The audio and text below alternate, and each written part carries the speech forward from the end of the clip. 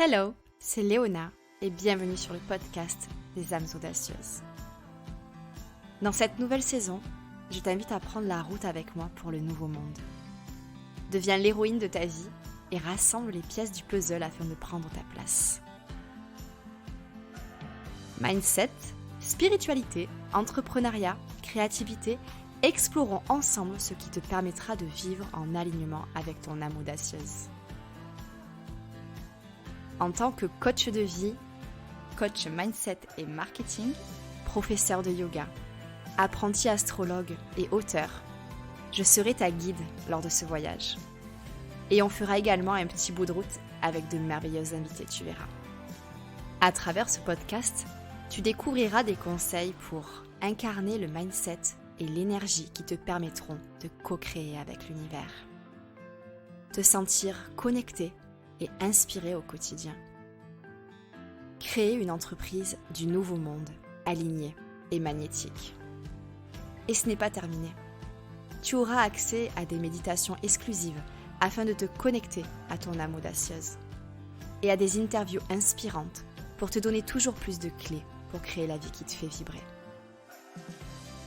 Si tu souhaites t'aligner à ta mission de vie et manifester la vie d'entrepreneur qui te fait vibrer, tu es exactement au bon endroit. C'est parti!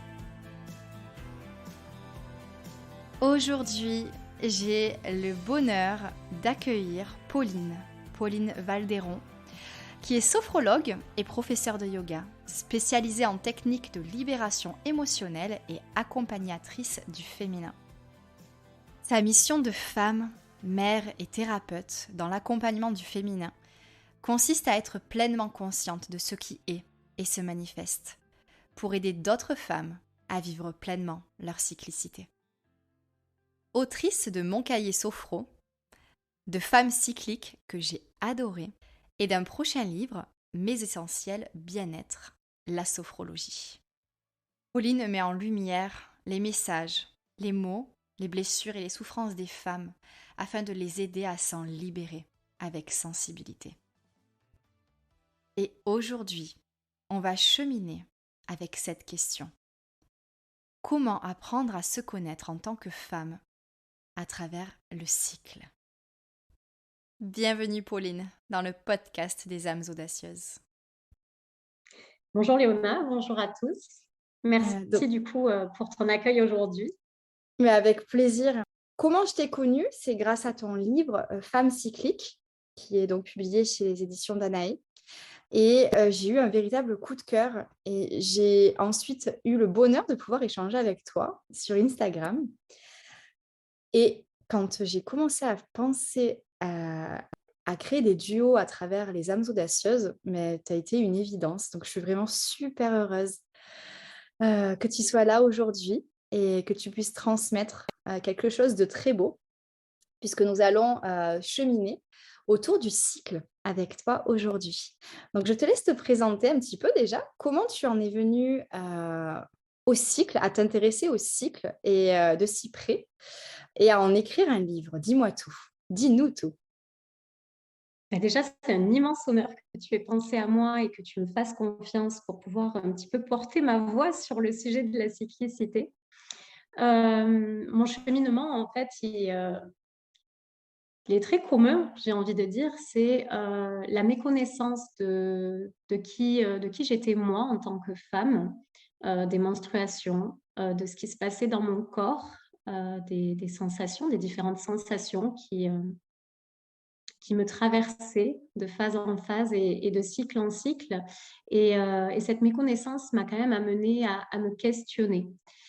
J'ai commencé à lire Lune rouge de Miranda Gray, qui a été une lecture passionnante il y a déjà quelques années. Et j'ai commencé à œuvrer doucement, à observer les différentes énergies dans lesquelles je baignais un petit peu. Et puis, la vie m'a amenée à me questionner plus profondément sur le féminin. J'ai été née sous X. Et donc, du coup, l'entrée dans la vie a fait que j'étais déjà dans une méconnaissance, dans un inconnu, dans un abandon de ma propre histoire transgénérationnelle. Et je me suis construite comme ça, dans ces absences, dans ces silences. Et puis petit à petit, mon féminin quand même, s'est manifesté et a crié un petit peu plus fort pour que je l'écoute, pour que j'aille explorer, mon histoire, ma vie, mes failles, mes lumières et j'ai trouvé, cet ancrage, dans la cyclicité. J'ai pu, Mmh. habiter pleinement mon corps, apprendre à connaître mon corps et puis petit à petit à aller plus loin profondément dans mon histoire personnelle de vie qui m'a amenée à cheminer, dans tous les domaines et dans toutes les nuances en fait de mon cheminement. Donc voilà, le féminin a été vraiment ce point d'ancrage pour me reconnecter à mon histoire, à mon corps, à mon être et j'ai trouvé ça merveilleux et c'est pour ça que j'ai eu envie, d'écrire, ce livre Femme cyclique qui d'ailleurs du coup, le titre a été, pleinement, enfin il m'a été chuchoté dans un de mes rêves, en pleine traversée émotionnelle puisque j'ai écrit, Femme cyclique dans une phase, de burn-out et hem et ça a été très libérateur pour moi. Donc le titre, il m'est vraiment apparu, et il a résonné en moi dans un de mes rêves et j'ai su que c'était ce titre-là et la maison d'édition du coup, Danaë m'a suivie. Donc Mmh. j'étais ravie et puis après, c'est au travers de toutes mes expériences personnelles féminines, de thérapeute, de prof de yoga, de mes observations, de mes accompagnements qu'est né, Femme cyclique. Waouh, bah, merci déjà d'avoir partagé cette anecdote magique parce que c'est toujours, de jolis moments et c'est beau de le partager, comment viennent les titres, à nous quand on en vient à écrire. Donc merci et merci d'avoir partagé, en toute vulnérabilité aussi le début de ton chemin, vers, ta propre cyclicité et d'ailleurs, heu, comment on pourrait expliquer, la cyclicité en chacune de nous, en chaque femme? Comment elle existe cette cyclicité? Cette cyclicité, elle existe partout, quelque part. Elle n'existe pas, qu'à l'intérieur de nous, femmes menstruées, elle existe partout. C'est vraiment, selon moi, la cyclicité, c'est un processus de naissance, de mort et de renaissance et on trouve ça, dans les journées, dans la vie, dans la nature, dans les saisons, dans les astres, qui vivent et évoluent au travers de tous ces cycles. Et, heu et selon moi, le cycle en tant que tel, il participe à un éternel recommencement du coup. Cette mort, en tout cas la naissance, pardon, la mort et la renaissance. Et le cycle, des femmes, par leurs variations hormonales et menstruelles, du coup, amène à s'intéresser, plus intimement, on va dire ça comme ça, pour apprendre à mieux, se connaître, s'accompagner et s'honorer.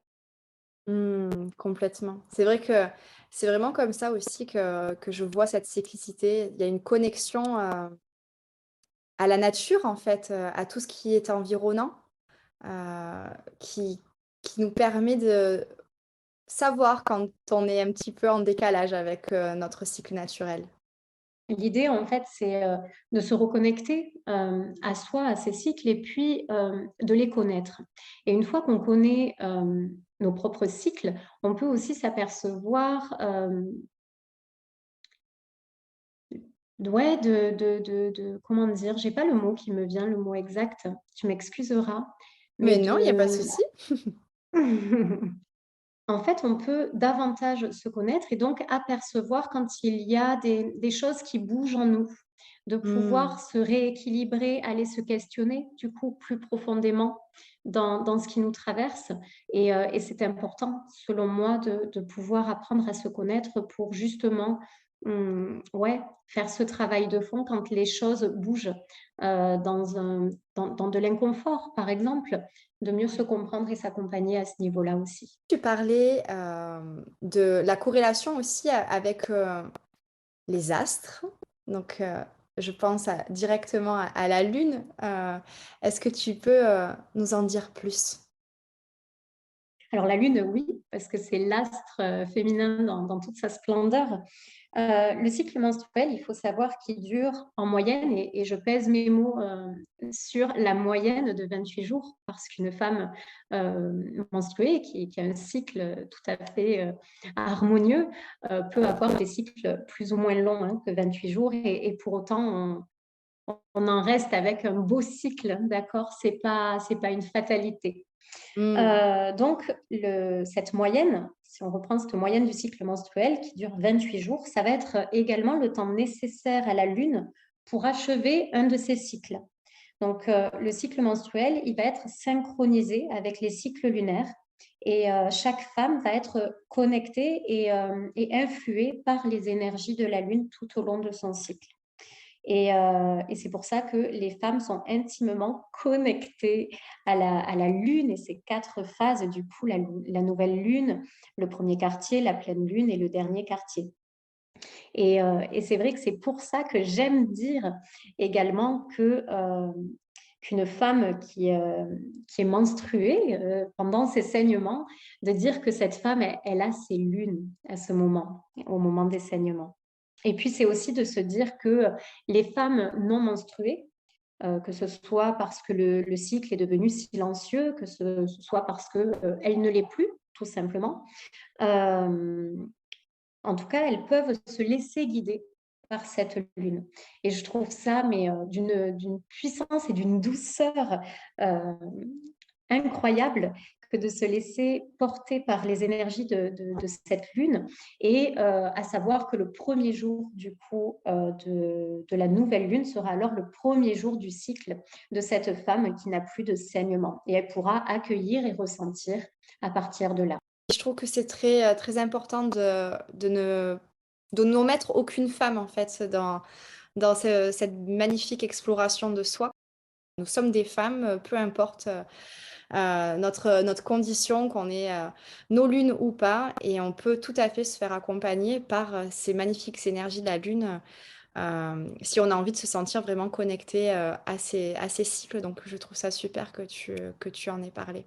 Tu parlais des différentes phases de la lune. Est-ce que, tu peux peut-être nous amener à explorer, à amener les audacieuses à explorer ce qu'elles pourraient, découvrir à travers chacune de ces phases? Alors oui, oui, oui, c'est de toute manière tout le principe, du livre, de Femme cyclique, c'est d'aller explorer, d'habiter son corps, d'habiter ses phases et ses cycles, de se rencontrer, et de répondre, à ses besoins au fil des différentes phases et énergies, et donc de ses archétypes. Et l'idée, ça va être vraiment à chaque femme, permettre en tout cas à chaque femme de découvrir ses dons, ses énergies, ses talents, ses ombres, ses lumières aussi, heureusement, en s'identifiant à chacun de ces archétypes. Et donc, du coup, on va retrouver 4 archétypes pour les 4 phases du cycle menstruel. On va retrouver la jeune fille, la mère, la femme sage et l'enchanteresse. Et chacun de ces archétypes va exprimer et éveiller et, et même incarner ce que vibre en la femme selon ses cycles. Donc, ça va être le reflet de ses inspirations, de ses intentions, de ses besoins, ses désirs. Et voilà, elle va être traversée par ces 4 archétypes tout au long de son cycle. Et ces archétypes vont être porteurs d'énergies, du coup, très différentes. Mmh.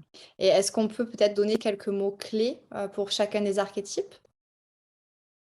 Alors bien sûr, on va avoir, du coup, la phase menstruelle. La phase menstruelle, elle est vraiment dans l'archétype de la femme sage, de la femme sorcière, et elle est intimement liée, du coup, à la nouvelle lune. Et donc cette première phase du cycle, elle est marquée par l'écoulement, du sang à ce moment-là, hein, ou le premier jour de la nouvelle lune pour les femmes qui ne sont pas menstruées. Et c'est une phase de contemplation, d'intériorisation, pardon, d'introspection, de profond repos, de retour à soi. Et cette phase, elle permet vraiment de se reconnecter à l'essentiel de ce qui se traduit à l'intérieur de nous-mêmes, de réécouter un petit peu, d'écouter de nouveaux messages qui viennent à nous en cette période-là. tu retrouveras la phase folliculaire juste après. C'est une phase préovulatoire. Et là, on retrouve l'archétype de la jeune fille ou de la vierge. Voilà, ça dépend du vocabulaire choisi. Et on est dans la lune croissante, du coup. Et là, il s'agit de la seconde phase du cycle. C'est une phase beaucoup plus dynamique durant laquelle la femme, elle va briller par son indépendance. Elle va être dotée d'une endurance physique qui est un peu plus accrue, d'une créativité, d'une lucidité et de beaucoup d'attention. Elle va pouvoir concentrer, canaliser son attention mentale, émotionnelle, et ça va lui permettre de s'ouvrir à de nouvelles expériences avec davantage de confiance. Cette phase folliculaire, elle va aussi amener la femme à l'approfondissement de nouvelles réflexions. Voilà, pour faire un petit peu les grandes lignes. La phase ovulatoire, elle, ça va être la phase de la mère et elle va être intimement liée à la pleine lune. Cette troisième phase, elle va correspondre à la période plutôt ovulatoire, du coup, comme son nom l'indique. Elle favorise la sensualité, la créativité émotionnelle. Elle nous permet aussi de faire naître des sentiments beaucoup plus maternels qui amènent à une conversation, à une communication, à de l'empathie. Elle permet de soutenir plutôt les autres, de travailler plus facilement avec les autres, d'être dans le lien, dans l'aide, dans le soutien avec elle-même, avec les autres autour d'elle, les enfants, le mari, la conjointe, mais aussi toutes les femmes autour d'elle. Voilà. Et après, on va avoir en dernière phase la phase lutéale, qui est une phase, la phase en tout cas de l'archétype de l'enchanteresse, et elle va être dans la lune décroissante. Elle est la dernière phase du coup du cycle menstruel, et elle peut aussi renvoyer à ce fameux syndrome prémenstruel que nombreuses femmes rencontrent. Et c'est à ce moment-là où l'énergie mentale, elle va se transformer plutôt en intuition. La femme, elle va être guidée par, en tout cas dans cette phase d'enchanteresse, elle va être beaucoup plus guidée par ses rêves. J'aime aussi dire par ses cauchemars. Elle amène des idées nouvelles, l'envie d'aller vers de la créativité. Elle permet de se questionner sur ses propres envies, ses propres besoins. Et ce que je trouve merveilleux dans cette phase-là, c'est qu'elle va mettre en lumière tout ce qui aura besoin d'être libéré pendant la phase menstruelle, tout ce que l'on va pouvoir libérer avec les menstruations, avec le sang qui coule, et de pouvoir du coup libérer, poser l'intention de venir libérer avec le premier jour de phase, donc avec le premier saignement, toutes les libérations émotionnelles du cycle passé. Voilà. D'accord, et ça me fait penser du coup à l'automne, cette phase-là. En plus, Exactement. on enregistre l'épisode de podcast, pour l'équinoxe d'automne, donc je trouve, voilà, je voulais juste faire le petit clin d'œil. C'est une phase super importante, cette phase de tri, en fait, finalement, de Ouais, mise en lumière de ce qu'on n'a plus envie d'emporter, dans le prochain cycle, donc qu'on a envie de laisser mourir, en fait, exactement. finalement. Ouais, ça regroupe vraiment ce que tu dis. En fait, c'est une phase que nombreuses femmes que j'accompagne, n'apprécient pas forcément, et je faisais partie de ces femmes-là, hein, jusqu'à il y a quelques années, qui appréhendaient l'arrivée de cette phase de chute un petit peu hormonale, de tous les inconforts en cascade, qu'ils soient psychiques, physiques, émotionnels, de toute cette traversée que l'on doit mener. Et en fait, maintenant, j'adore cette phase-là parce que même si il peut m'arriver encore de vivre des traversées plus difficiles, elle me permet vraiment de mettre en lumière, euh, de revenir dans cette introspection un petit peu de ce que j'ai vécu, de méditer sur le cycle passé, et à savoir libérer, laisser tomber un petit peu, avec l'automne, laisser tomber les feuilles qui n'ont plus besoin d'être, et qui viendront, ces feuilles-là viendront fertiliser de nouveau la terre et l'envie avec le cycle prochain qui reviendra, en fait. L'idée, c'est ça, c'est d'accueillir cette phase de l'automne, heu, mais pour ça, il faut, se laisser traverser. J'ai toujours, à dire que plus on lutte dans cette phase-là, plus le syndrome prémenstruel, pour reprendre ce que je disais tout à l'heure, on est vraiment dans la période où certaines femmes peuvent vivre ce syndrome prémenstruel qui amène leur lot d'inconfort. Hem, Ouais, vont se laisser traverser et si, je me laisse pas traverser et que je mets de la résistance là-dedans, les mots vont crier un petit peu plus fort pour se faire entendre.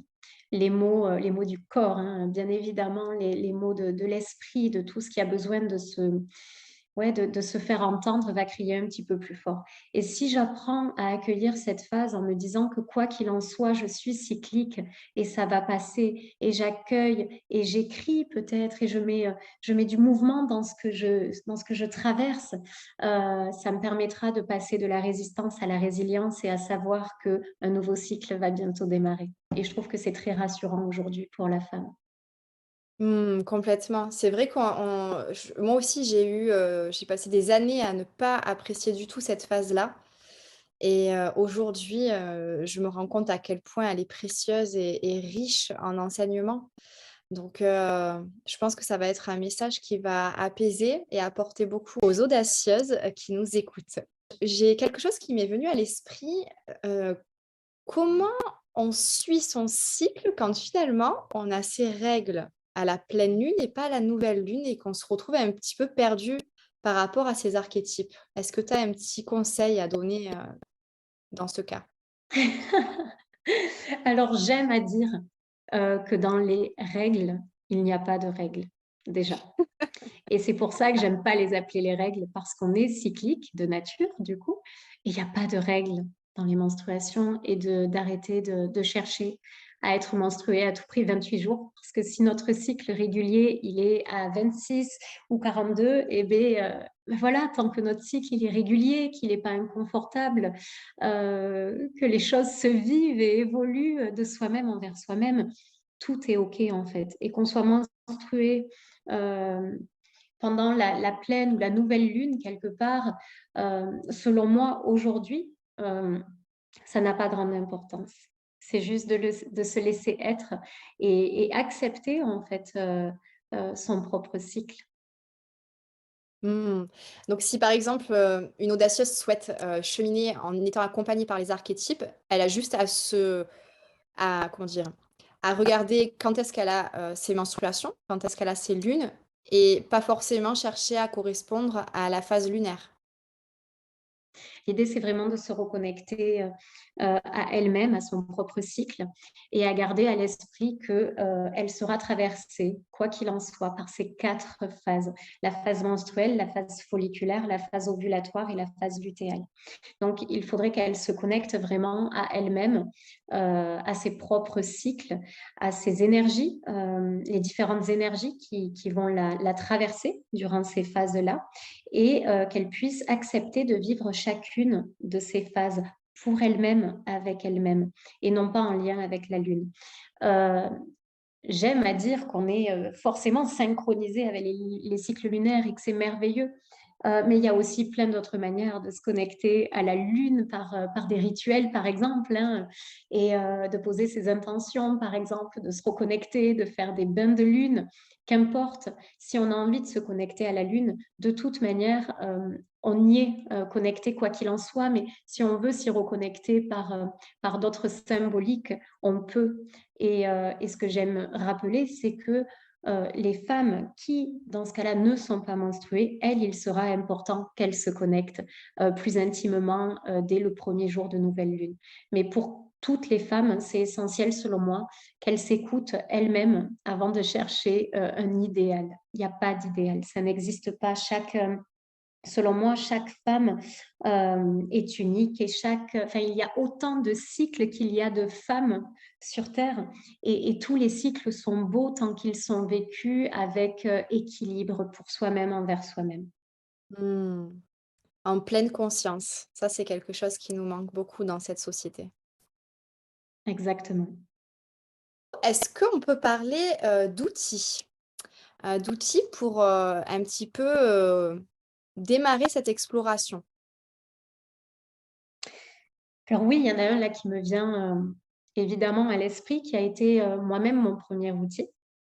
Je parlais de Miranda Gray, tout à l'heure, qui a écrit le livre Lune rouge et qui propose, de se reconnecter à un diagramme lunaire, un diagramme menstruel. Et j'ai vraiment œuvré de moi-même envers moi-même en tout cas avec ce diagramme. Et je propose aujourd'hui à toutes les femmes que j'accompagne de se noter un petit peu, certaines choses. Et donc ce diagramme menstruel, il représente tous les jours du cycle. Il va commencer au premier jour des menstruations, pour les femmes menstruées et à partir du coup de la nouvelle lune pour les femmes non menstruées. Voilà, ça c'est au premier jour et ensuite tous les jours, on va, observer, les sensations physiques que l'on peut, ressentir. On va, peut-être noter, les émotions prédominantes que l'on vit chaque jour, le comportement qu'on peut avoir, les la sensibilité, mais aussi les pertes vaginales. C'est très important de se reconnecter à soi et de se reconnecter à ces pertes qui sont différentes aussi, durant tout le cycle. On peut aussi observer, le sommeil, les rêves, les maux de tête, le niveau d'anxiété. Voilà, on peut observer pas mal de choses et puis on vient écrire, dans ce diagramme, lunaire, dans ce diagramme menstruel, heu, toutes ces observations et ce sont ces observations sur quelques cycles, sur 2, 3 mois déjà, qui vont permettre, de pouvoir définir, hem, de manière un petit peu plus consciente et harmonieuse à chaque femme son propre cycle. Voilà, ça c'est important que chaque femme puisse définir son propre cycle. Mmh. Oui, c'est un outil que moi-même j'ai utilisé aussi pendant, je pense, ouais, ou peut-être, sur, 18 mois et puis ensuite, c'est devenu un petit peu, une connaissance, innée en quelque sorte parce elle a été vécue en pleine conscience pendant des mois. Parfois j'y reviens, donc ouais, cet outil, il est vraiment ultra puissant et je trouve ça génial, de s'y mettre quoi, pour apprendre vraiment à se connaître en tant que femme. Oui, alors, de toute manière, c'est ça, moi aussi, hein, j'ai beaucoup cheminé au début, avec le diagramme menstruel parce que je trouvais ça déjà très intéressant. Donc c'était un vrai outil de connaissance, de moi-même et de mon cycle et plus oui, plus intimement, en fait, de connaître les sensations de mon corps, les pertes vaginales, par exemple, l'évolution de mon poids, de mes seins, voilà, c'est un guide vraiment, précieux qui nous permet d'accepter de vivre nos phases, nos cycles, d'accueillir toutes nos polarités, aussi nos ambivalences, nos différentes énergies que l'on traverse, de les accepter. Hem, Selon moi, ce diagramme, menstruel, il permet déjà une première prise de conscience plus fine, qui amène à une voie de guérison pour apprendre à se laisser traverser, que ce soit par ces ombres, ces lumières, par les fluctuations hormonales, les variations émotionnelles, énergétiques et cetera. C'est de les observer, de les comprendre, de renouer avec sa propre cyclicité, en fait, et de permettre d'apprendre, à se connaître soi dans son intimité, d'être beaucoup plus attentive à son cycle et aux changements de son corps et cetera. Et forcément qu'après, une fois qu'on se connaît, qu'on arrive à reconnaître ce qui nous traverse phase après phase, on peut un petit peu, s'extraire de toute cette observation et y revenir quand on en ressent l'envie ou le besoin tout simplement. Mais, voilà, c'est un outil que l'on peut, prendre, laisser, y revenir. L'idée, c'est de toujours s'écouter, écouter, ce qui nous fait vibrer au moment juste, en fait. Mmh. Oui, se laisser traverser par, toutes les saisons parce que tout à l'heure on parlait de l'automne, mais du coup, il y a toutes les saisons aussi qui vivent en nous et il faut pas seulement célébrer, le printemps, et l'été, mais aussi, déjà accepter, l'hiver et l'automne et apprendre à voir, la magie et la richesse, qu'il y a en chacune des saisons, en fait, qui nous traversent, heu, pour pouvoir se sentir en phase aussi avec soi, en fait, tout au long du cycle.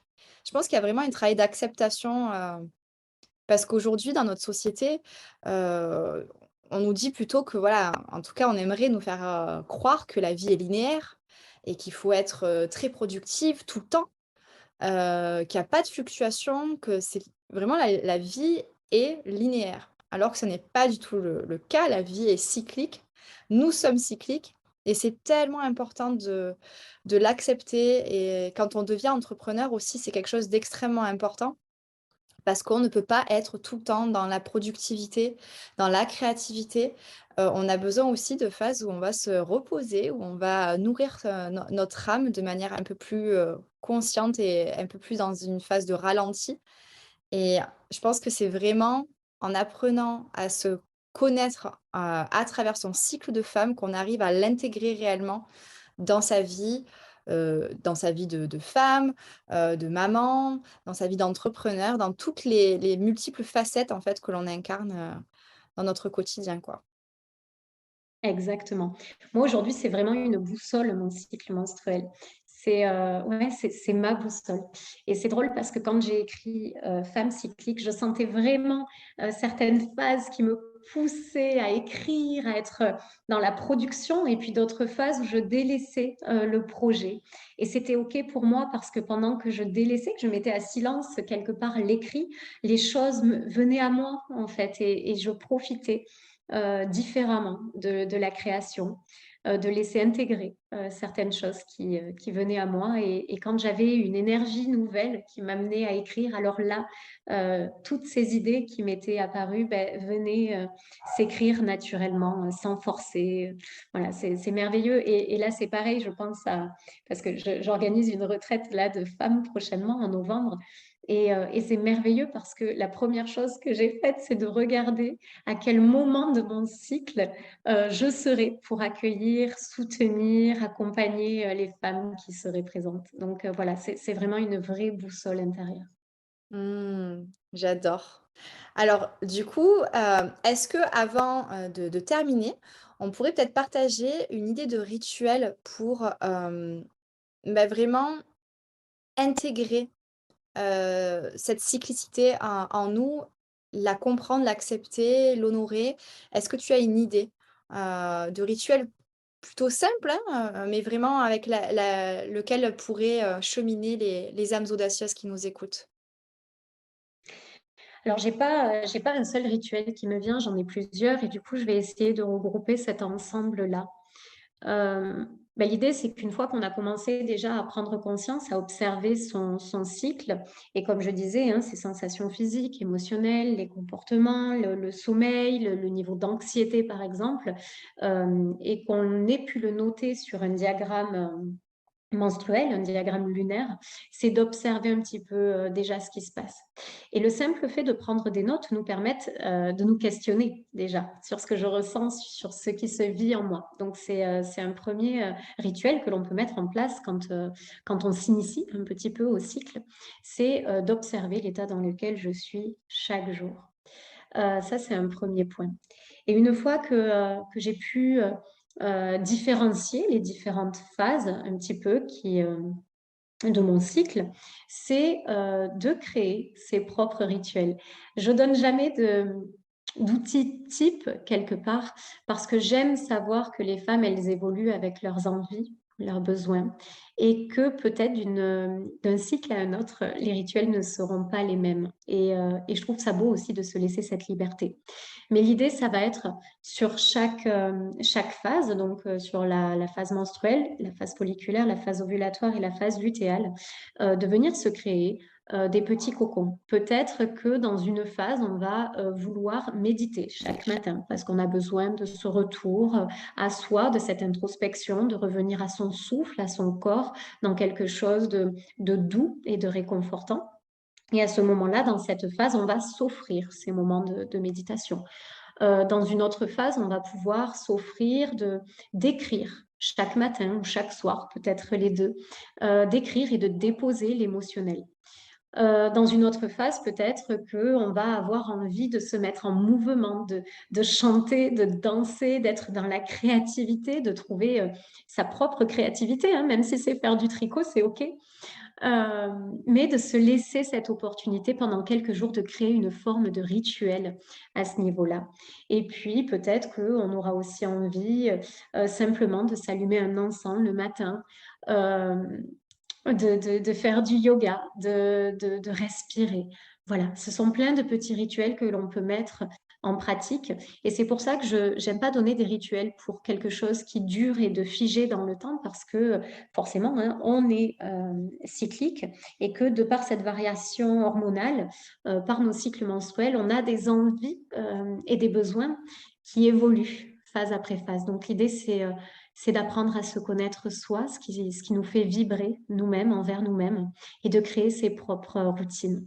Donc voilà, ça c'est important aussi que la femme puisse garder son libre arbitre, qu'elle puisse se reconnecter à elle-même, parce que j'aime dire qu'elle a toutes les réponses à l'intérieur d'elle-même. On est bien sur la même longueur d'onde toutes les 2. C'est exactement ce que je dis très souvent aussi, aux audacieuses que j'accompagne et je trouve ça, merveilleux que tu laisses cette liberté parce que parfois on a tendance à s'enfermer dans certains rituels, qui vont nous correspondre peut-être pendant une certaine période, mais plus forcément et qu'on va avoir tendance à garder parce qu'on se dit: «Mais c'est important, ça m'a fait du bien donc il faut que je continue avec ça». Mais non, vu qu'on est cyclique, nos rituels le sont aussi. Donc j'adore la façon dont tu as abordé, cette, réponse et cette grande ouverture, que tu laisses, aux âmes audacieuses. De créer en fait, de s'écouter et je pense que le rituel, ça pourrait être juste: «Qu'est-ce que j'ai envie d'expérimenter aujourd'hui?» et peut-être le noter en fait dans son diagramme menstruel, pour voir comment ça se déroule sur, une phase, enfin sur un tour complet, Sur un cycle, ouais. Mmh. voilà sur un cycle et voir comment, se déroulera le prochain cycle donc ça peut être une exploration fascinante donc génial. C'est ce que je t'avais dit un petit peu, dans les coulisses, c'est de te dire que j'ai beaucoup de mal avec les choses qui sont figées.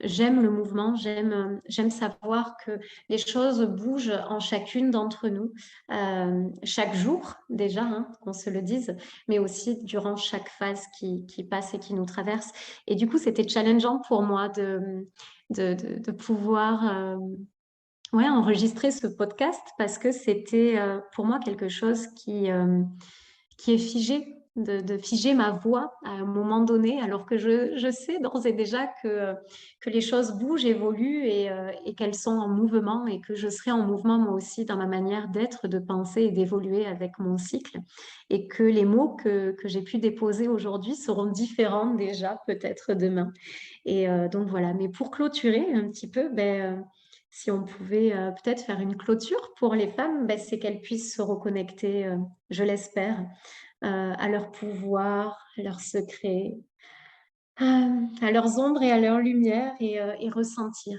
ce qui se passe en elles-mêmes, en restant, dans cette idée qu'elles sont, uniques et que leur cycle, est parfait.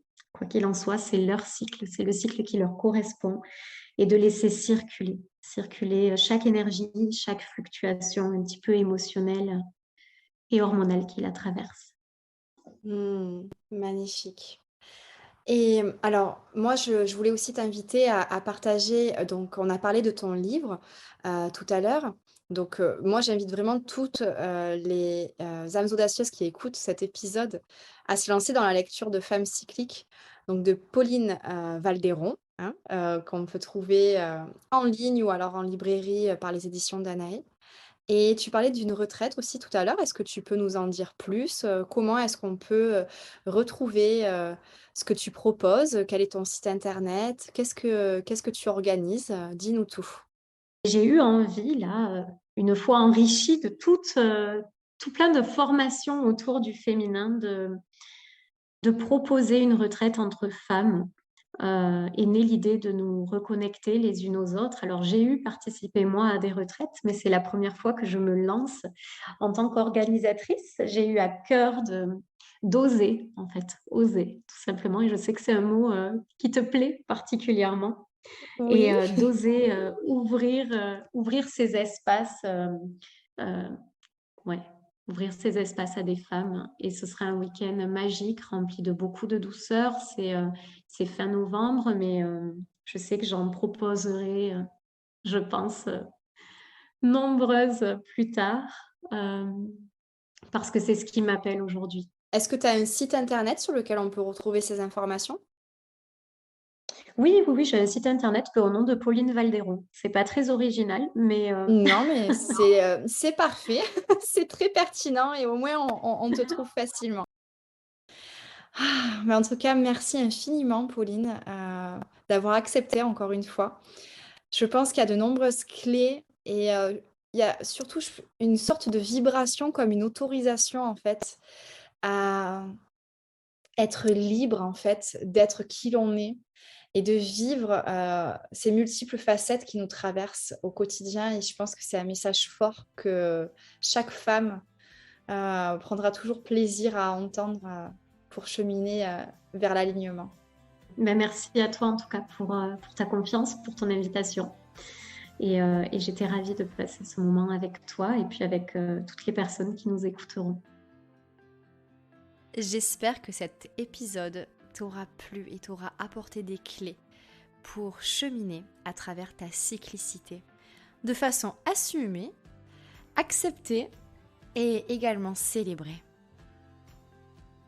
Si jamais cet épisode t'a plu, n'hésite pas à le partager et à mettre une petite review sur Spotify ou sur Apple Podcast pour soutenir les âmes audacieuses. J'y mets vraiment tout mon cœur, alors recevoir un peu d'amour de ta part, tu n'imagines même pas à quel point ça fera chanter mon cœur.